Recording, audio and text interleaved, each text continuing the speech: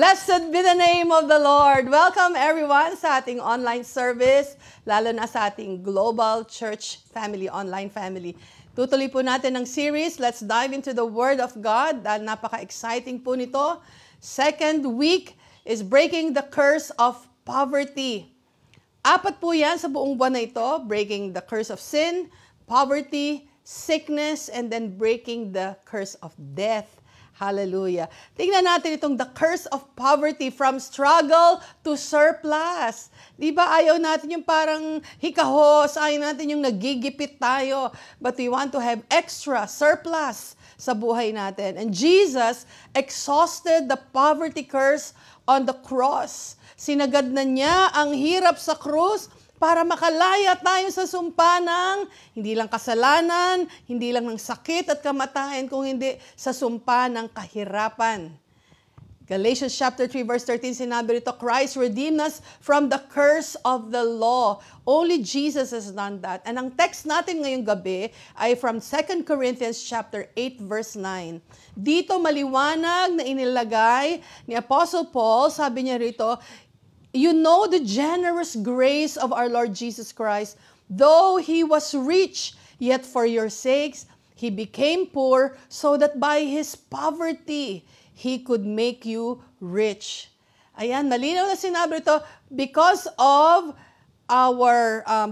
God's poverty sa krus, He could make us rich. Sa Tagalog, kahit na mayaman, ay naging dukha siya, upang maging mayaman tayong lahat. Napakaganda nun. Di ba may mga bata, pangarap na nila, maging mayaman. Pero may nagbayad na para tayo yumaman. Upang maging mayaman kayo sa pamamagitan ng kanyang pagiging dukha. And i-unpack natin ito. Dahil for sure, iba sa inyo magiging revelation ito sa inyo. Because there was a divine transaction that took place. Dahil hindi lang sa kasalanan ko, hindi, He exhausted the curse of poverty on our behalf. Hindi tayo tinakdang manatiling salat.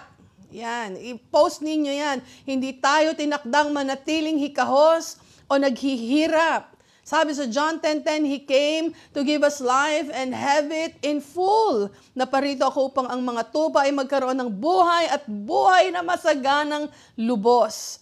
Makikita natin sa Old Testament and sa New Testament ang mga ginamit na salitang poverty or lack or poor or being afflicted. Iba-iba siya ng mga interpretations. Meron yung iba, you have lacked in nothing. You have lacked nothing. Ibig sabihin, yung want, yung need, yung deficiency. Pag pinag-aralan ninyo, merong to be humble or afflicted, ang pinapertain ng poverty or not just being economically poor. Sa New Testament, makikita rin natin doon yung word na blessed are the poor in spirit. Hindi sinabi doon na poor materially, but sinabi doon yung poor or destitute. Total dependence kay Lord. Yun ang sinabing poor doon. So anyway, sa lahat ng pag-word study ng word na poverty, kahirapan, paghihikahos, talagang ang ibig sabihin niyan ay yung walang-wala. Dahil si Jesus, binayaran niya na ito sa krus. A divine exchange took place at the cross, and one of the most radical aspects of that exchange is this, that Jesus became poor so that we might become rich. Not just to be rich spiritually, but in every area where God has promised provision. Pero ang tanong, kung binayaran, fully paid, bakit ba mayroon pa ring mahirap? Di ba? Bakit may pulubi? Bakit may mga nakatira pa rin sa barong-barong? Bakit hindi naman lahat pantay-pantay at kumakain ng 3 times a day? Magandang katanungan yan at tinanong ko na rin yan. But we will see different points from the Bible that the curse of poverty is a consequence of disobedience. Sa Tagalog, ang sabi dyan, ang sumpa ng kahirapan ay bunga ng ating pagsuway o hindi pagsunod. Ang kahirapan na hindi bigla na lang nangyayari sa buhay ng isang tao. Madalas ito ay bunga ng kasalanan, bunga ng pagsuway, at hindi patas na sistema sa mundo. Kaya minsan yung mayayaman, lalo nagsisiyaman, yung mahihirap, lalong talagang abang-aba na. Gawa ng tao at hindi ito plano ng Diyos sa atin. Makikita natin sa Deuteronomy chapter 28, ang chapter na ito sa Deuteronomy 28, ito ay yung mga listahan ng mga blessings and curses. Mga pagpapala ng Diyos at saka mga sumpa ng Diyos. At nandyan ang sumpa ng kahirapan pag hindi raw tumugon o sumunod sa Diyos. At makikita ninyo dito na isa sa mga sumpa, okay, sa curse ng kahirapan, ang hindi pagsunod ay ang kahirapan. At ano daw ang description ng mahirap dito sa Deuteronomy 28? Sabi mo na sa verse 47, if you do not serve the Lord your God with joy and enthusiasm for the abundant benefits you have received. Okay? Pag hindi daw tayo naglingkod sa Diyos, nang may kagalakan, may kasigasigan, sa lahat ng mga tinatanggap natin, naririnig niyo ba ito? Pag hindi tayo naglingkod sa Diyos, sa kabila ng ating mga tinatamasang mga pagpapala, sabi niya, you will serve your enemies whom the Lord will send against you. Padadalan daw tayo ng kaaway. Mantakin ninyo, yan yung mga kagalit ninyo. Baka padala yan ng Diyos dahil sa wala na tayong pakialam sa blessing ng Diyos sa buhay natin. At sabi pa rito, you will be left hungry, thirsty, naked, and lacked in everything. Yan ang description ng poverty. Hungry, thirsty, naked, and lacking in everything. So the curse included this, taggutom, kauhawan, walang damit, at talagang salat sa lahat ng bagay. So poverty in Scripture is often connected to oppression, or lack, or shame, kahihiyan, and bondage. So it's not part of God's original design for His people. So anong nangyari sa krus? What was accomplished at the cross?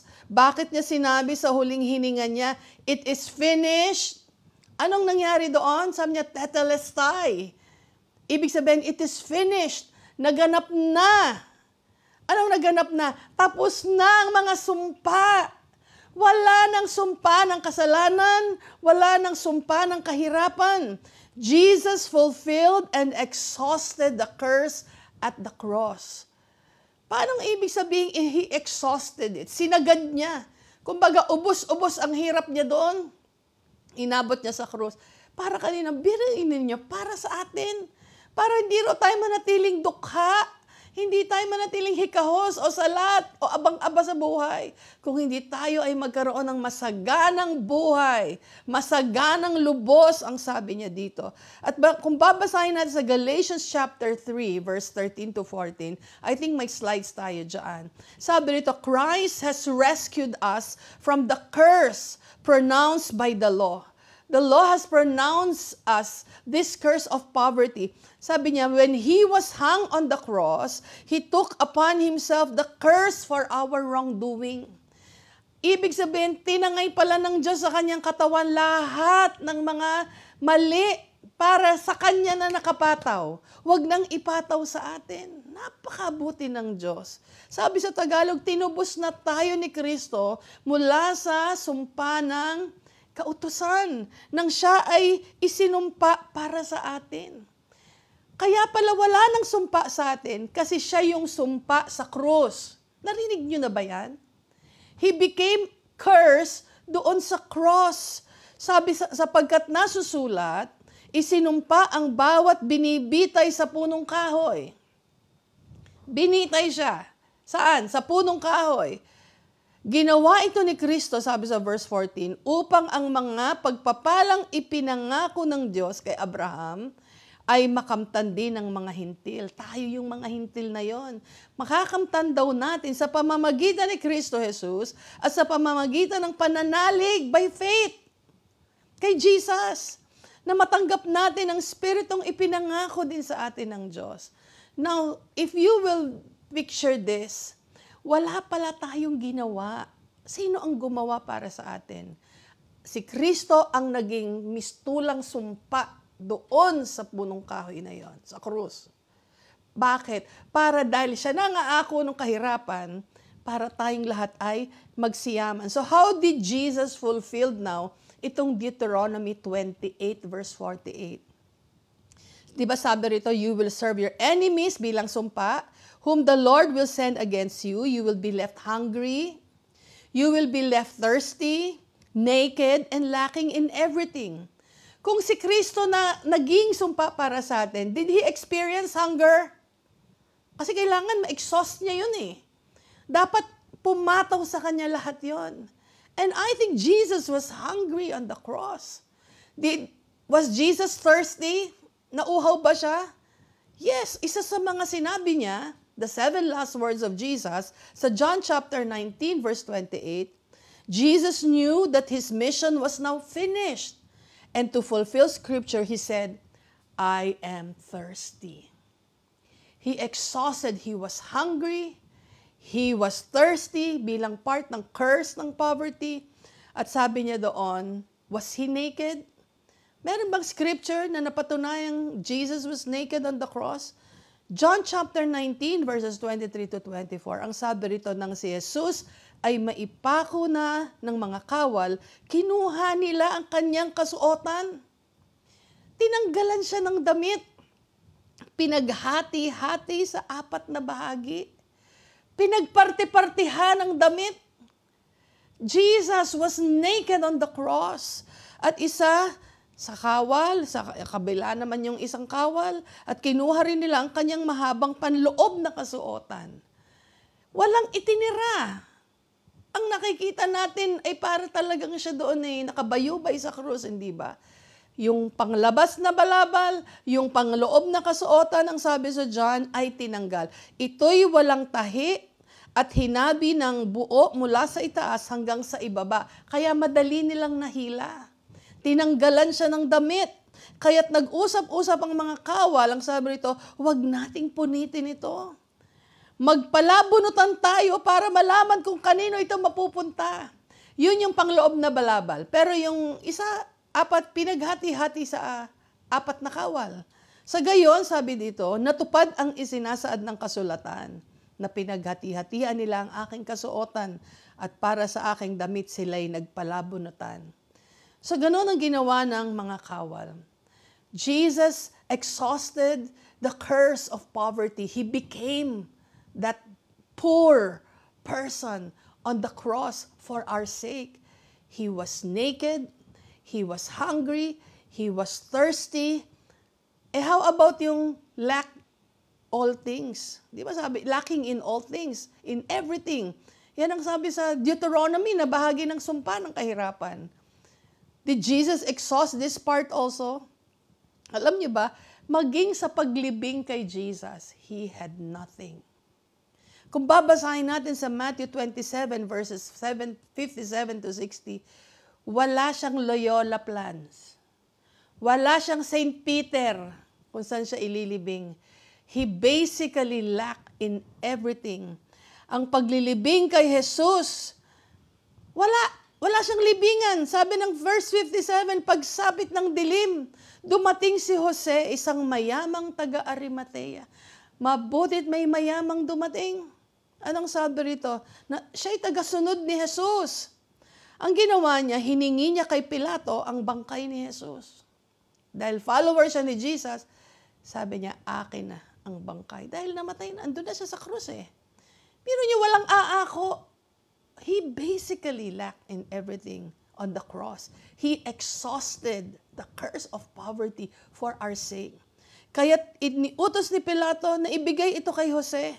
At nang makuha na ang bangkay, binalutan niya ito ng malinis na tela ng lino. Inilagay niya ito sa kanyang bagong libingan na pinauka niya sa bato. Pagkatapos, iginulong niya sa pintuan ng isang malaking batong panakip at saka umalis. Bago yung libingan niya, pero bigay. He basically lacked in everything on the cross. He was hungry. He was thirsty. He was naked. He lacked in everything. Jesus became the curse of poverty on the cross. Why? Anong sabi ng 2 Corinthians? Para hindi na tayo ang maghirap. Para sa ating pananampalataya kay Jesus, tayo ay magsiyaman, managanang lubos. That is the grace of our Lord Jesus Christ. And this grace is not only to spiritual wealth, but also to material provision. Tandaan niyo yan, nais ng Diyos na maalwa ang buhay natin. Hindi siya nagagalak na tayo naghihikahos. So ano ang paghihikahos? Bunga ng pagsuway. At hindi patas na laban dito sa mundo. So ang tanong, anong yung pakinabang sa atin? Anong pakinabang sa atin ang pagbabayad ni Jesus sa krus para sa ating kahirapan? Kung siya na'y naging sumpa doon, ano naman sa atin yun? Aba, ibig sabihin, yung kanyang tagumpay sa krus, binigyan na tayo ng karapatan para pumasok, magkaroon ng access sa provision ng Diyos. Sa full provision, hindi kalakalahati.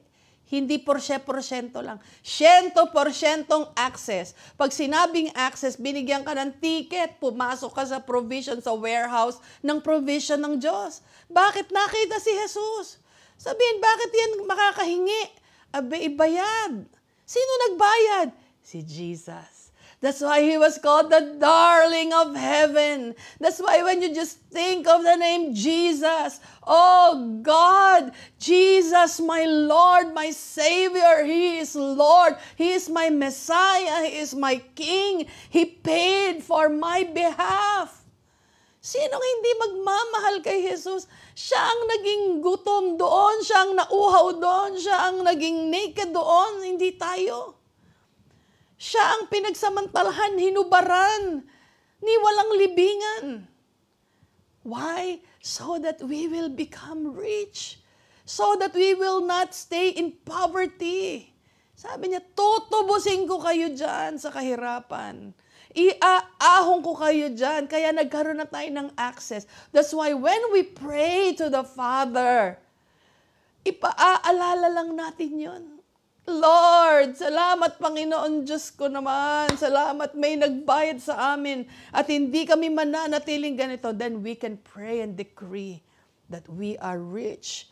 We are abounding, we are thriving, we will be fruitful, we will become prosperous, spirit, soul, and body. Someone paid, fully paid. Hindi ito parang in-installment na anak. Pagdating ko, yung kalahating bayad.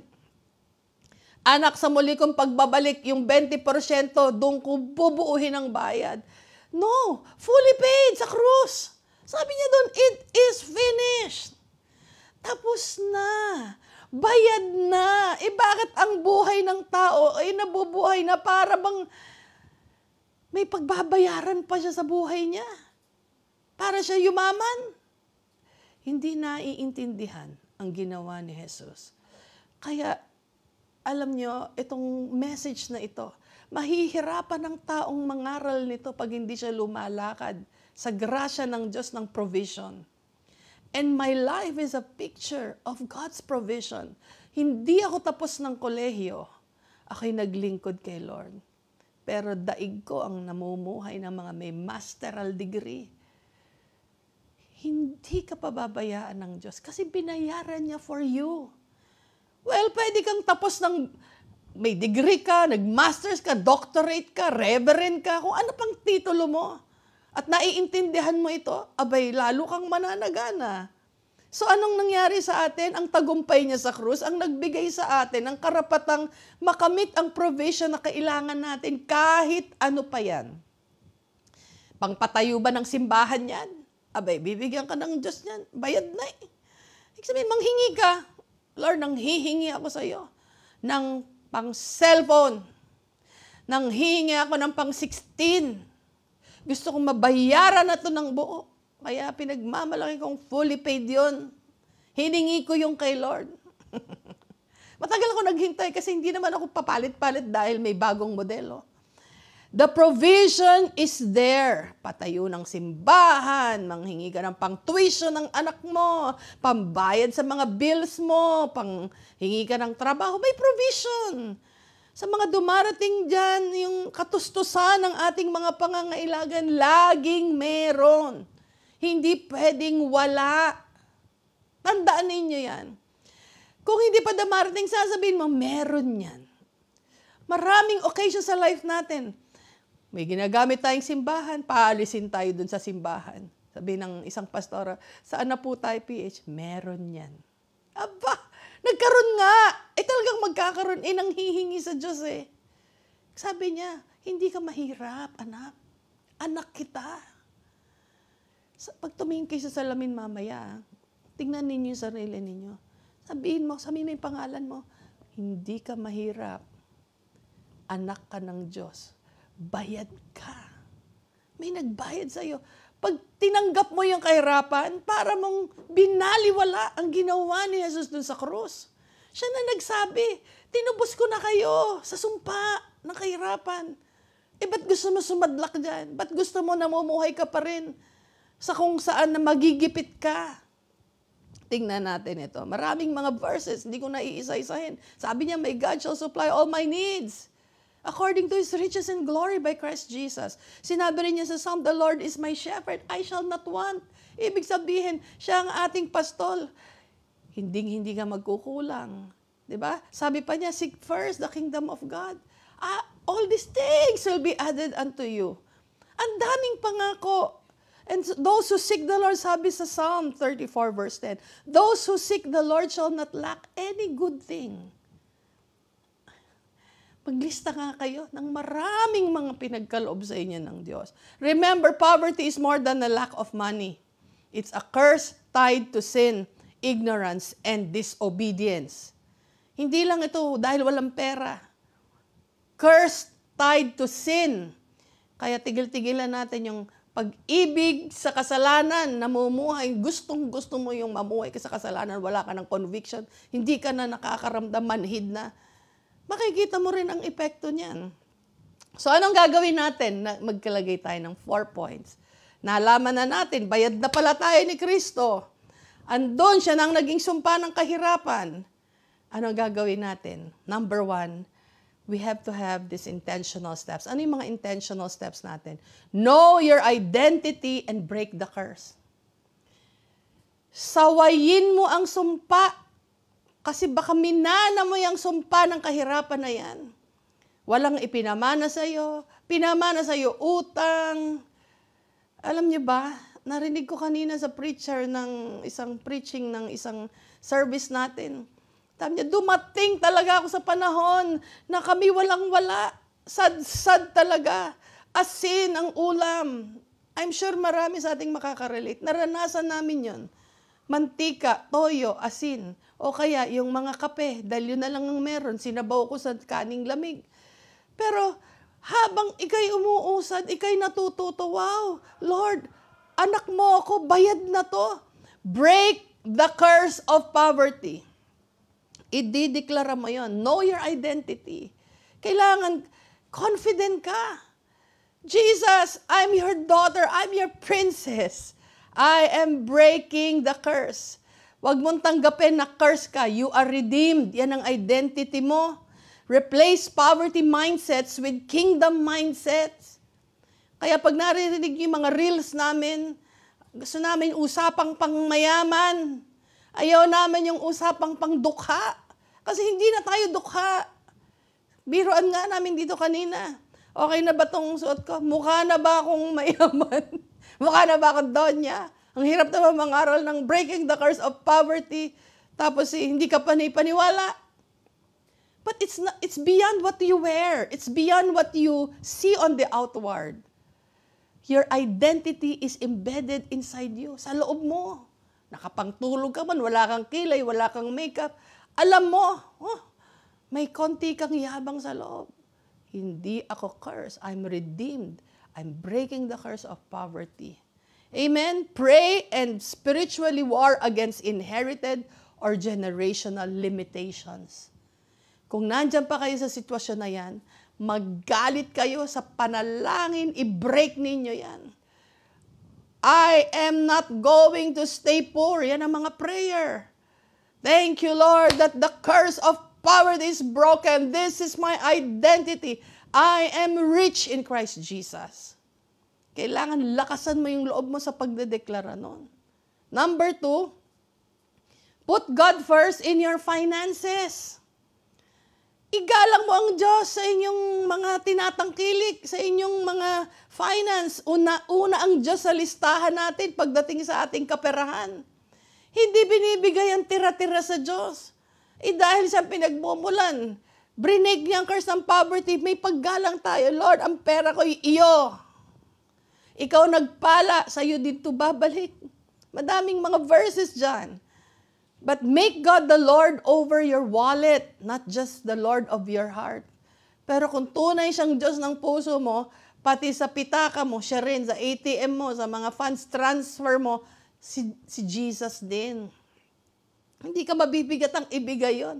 Dahil pasalamat ka, dahil siya na ang nag-replace, substitute natin. He was the man cursed on the tree for us. Tithing and giving aren't money issues. They are heart issues. Hindi ka na mahihirapang mag-ikapo. Hindi ka na mahihirapang mag-alay ng kaloob, mga pledges mo, thanksgiving, offering mo. Sus, sisiw. Lord, sige, hindi natin yan pag-uusapan. Kahit sabihin ng Diyos, i-bless mo yung iba. O sige, amen. Everything is settled. It is paid for. Don't chase for money. Follow God. Wag nating habulin ng pera. Habulin mo si Lord. Hahabulin ka ng pera. I'm telling you, true to life experience. Lagi ko sinasabi rito, tayo hinahabol ng mga donors. Hinahanap ako ilang araw na, 3 araw. Ang narinig ko nung mga nakaraang taon, sabi, hinahanap kita ng 3 days. Hindi kita makita. May bibigay ako sa'yo. Bibigyan ako ng pera nun. If I will just reveal to you the blessing, people's heart over those who truly believe, He will provide.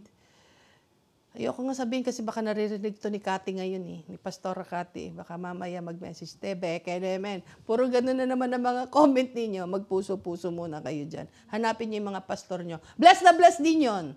Kung saan ma kayo. Lalo yung pangalang Chris at Beth Barcelon. Number 3, work diligently and steward what you have. Hindi naman sinasabing dahil bayabang ka, Lord, tamad na ako.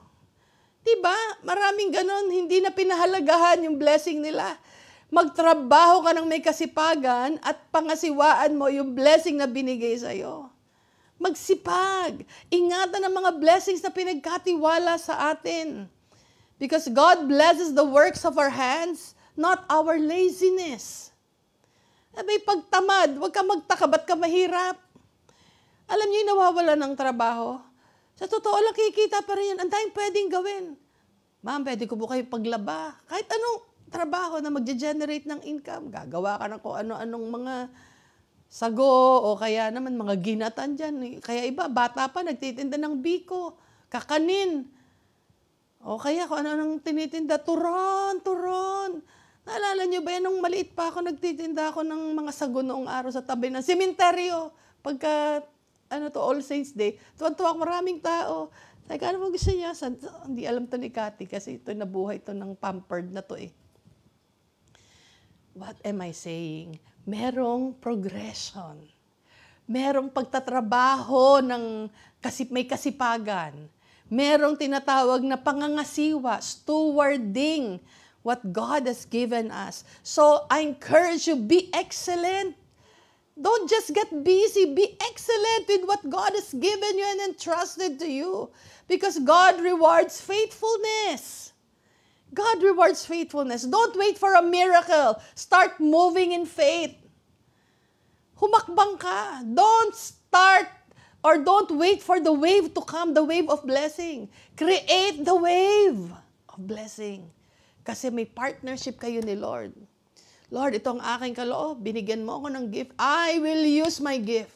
And this gift will give me plentiful returns in my life. Amen. So, number 3 is work diligently and steward what you have. Last point natin ngayong gabi, live to be a blessing. Kaya ka pinagpala ng Diyos, kaya ka pinagyaman ng Diyos, ay para maging pagpapala ka rin sa iba. God blesses us so we can bless others. At kung ikaw ang magiging channel ng pagpapala niya sa iba, edi idadaan sa kamay natin ng Diyos. Gusto niyo bang daanan ng blessing ng ibang tao? Ikaw yung bibigyan ni Lord para i-bless ang iba. Nag-pray ako niyan. Sabi ko, Lord, naalala ko ng panahon ng Bagyo yung noong araw na unang-unang Undoy, yan, yung Undoy na yan. Na ang daming mga nagbibigay ng mga relief. Nanalangin ako dyan sa office. Sabi ko, Lord Jesus, kung pagkakatiwalaan mo ako, sana ako rin daanan ng blessing para ipamimigay ko. Doon nag-umpisa, nag-birth ang ating life missions. And life missions is over 15 years. We are seeing millions and millions of pesos pass through my hands. Why? Sabi ko, Lord, daanan mo ko. Ipamimigay ko. E di, maraming sumaya. Kaya, kung gusto mo na ganun din, sabihin mo, Lord, pagpalain mo ako ng bonggang-bongga para marami rin ang mapagpala. Titiyakin ko sa'yo. Pag ganyan ang puso mo, padadaanan ka ni Lord ng marami, limpak na salapi at mga resources. Pero pag hindi ka sumunod, sasampo lang ka ni Lord. Sabihin ni Lord, ayan anak, binigyan na kita. Sige nga daw nga Rod, ibibigay mo nga. Ay, hindi, baka hindi si Lord yun. In Jesus' name, baka ako lang yun. O di, na-traffic na naman sa kamay mo, na-traffic na naman sa bulsa mo. Pabigay na, nagbago pa isip mo. Tandaan mo, huli na yan. Baka hindi ka na daanan ng mga blessing. I'm telling you, sometimes, when God speaks, sabi ko kay Lord, hindi ka magdadalawang salita sa akin. Pag sinabi mong bigyan talaga natin yan. Hindi lang si Wawawi na marunong magbigay ng jacket. Pag sinabi ni Lord, bigyan mo yan, Hazel, ay bigyan natin yan, Lord. Pera mo to eh. Kaya alam niyo ba, nung pinanalangin ko yun noong araw, maraming taon na, sabi ko, Lord, totoo ba yan? Sabihin ko sa inyo, the following Sunday, when I prayed that, a couple approached me, baka nanonood sila dito ngayon. Hindi ko ito malimutan. Nagbigay sila ng sobre sa akin. Nakalagay, Dear PH. Ang sulat nasa labas ng sobreng puti. Dear PH. Tapos wala namang nakasulat na. Tapos nakalagay, Love. Silang mag-asawa. Sabi ko, halika nga rito, brother. Bakit ba ito'y ganito to? Ano ba laman ito? Ang sabi niya, sabi ni Lord, alam mo na raw yan. Aba, sabi ko, merong hiwaga. Di syempre nag-usap kami ni Lord. Ang sabi ni Lord, di ba't nanghingi ka sa akin ng pera? Di ba't sabi mo, dadaanan ka? Gusto mong daanan ka? Ayan. Sample. Unang round, binilang ko $800. Kung ikaw ay karnal, kung ikaw ay talagang parang nakakaisip, mamili ka na agad ng kung anong gamit mo, iisipin mo, sige, alam ko na to, Lord, sige, pamimili ko to sa sarili ko. Alam ko na yun yung hiningi ko para ipamigay sa iba. Hawak-hawak ko lagi ang sobre. Lord, turuan mo ako, kanino natin ibibigay. O, bigyan mo na 100 yun. Sige, bigay. Hanggang sa naubos yung 800, kakabigay. Pre-practice ko ang hearing the voice of God sa 800 na yan.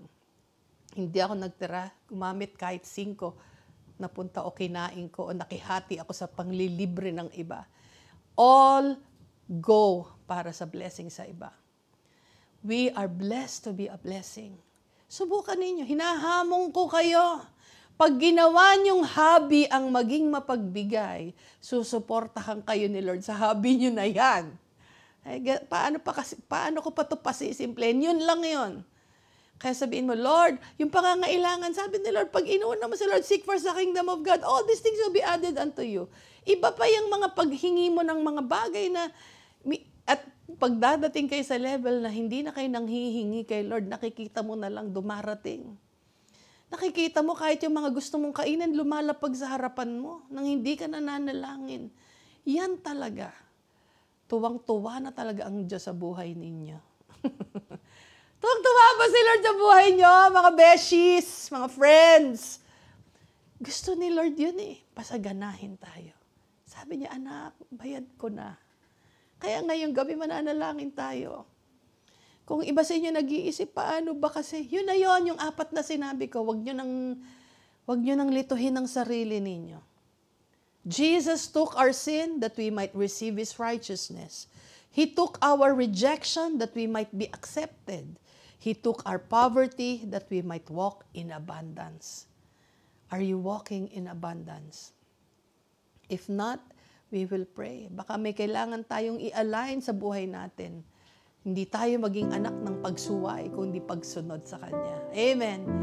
Let's close our eyes in prayer.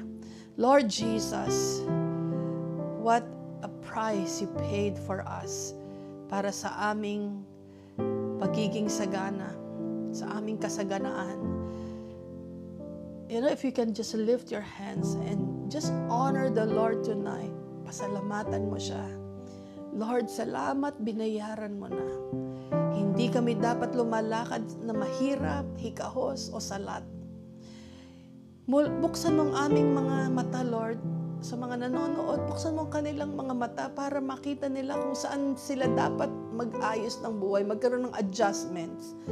Anong area sa buhay nila dapat nilang ituwid? Is it in the area of finances? Is it in the area of stopping something that displeases you? Lord, teach us. Forgive us, cleanse us. Sa mga nanonood, Panginoon, ngayon, na naghahangad, makita ang kaalwahan, makita ang abundance. Show them the path. You already prepared, you already paid for it. And tonight, I break every poverty mindset in Jesus' name. Every mindset na dapat siya'y nananatiling mahirap, I break it. That's a lie from the enemy. I break that. I come against it in the name of Jesus. And if you're watching, maybe you have not fully surrendered your life to the Lord. And make Him the Lord of your life. This is the time you will say, Lord, I give you my life. And if this is your heart tonight, na imbitahan lang kayo, natag kayo rito, ipanalangin mo ang munting prayers na to. Sabihin mo, Panginoong Jesus, nagsisisi ako sa aking kasalanan. Hugasan mo ako sa aking karumihan. Tinatanggap kita bilang Panginoon at Hari ng buhay ko. Tonight, I declare, Jesus is Lord of my life. If you have prayed that prayer, God took you seriously. Narinig ka ng Diyos. Iaayos ng Diyos ang buhay mo. Unahin mo siya sa lahat ng panahon. Amen? We will see you thriving. We will see you living in prosperity. Mentally, emotionally, physically, materially. Lahat para sa iyo. Dahil ginawa na ng Diyos. Binayaran na. You are fully paid. Hallelujah! Next Sunday, sa sumpa ng sakit naman ang i-share sa atin ni Pastora Brenda. Abangan po ninyo yan. Yung mga may sakit at karamdaman, anyayahan nyo sila manood. And let's believe by faith our healing, our breakthrough sa lahat ng mga long-standing sickness. We will believe God. Kung hindi ito mag-work, God the Father will be so cruel to put His Son on the cross, who suffered, who became hungry, thirsty, naked, lacked in everything, tapos walang power. Hindi ganun ka-brutal ang Diyos Ama. But because we will receive, by faith, we will see the answer. Amen? Hallelujah. Makita-kita po ulit tayo sa susunod na Sunday. Mahal ko po kayo. Mwah!